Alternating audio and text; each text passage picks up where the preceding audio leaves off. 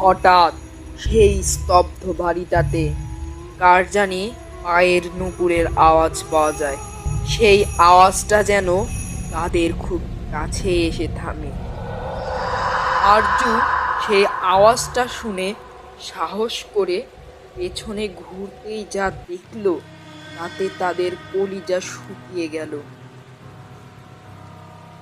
এই বিমল, এই দিকে দেখ। ওরে বাবা রে আরজু, এ যে পেতনি।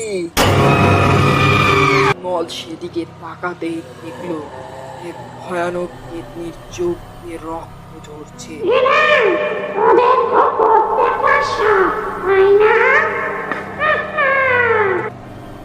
আরজু আর বিমল যখন পালাতে যায় হঠাৎ সেই পেতনিটি তাদের সামনে চলে আসে। Subscribe.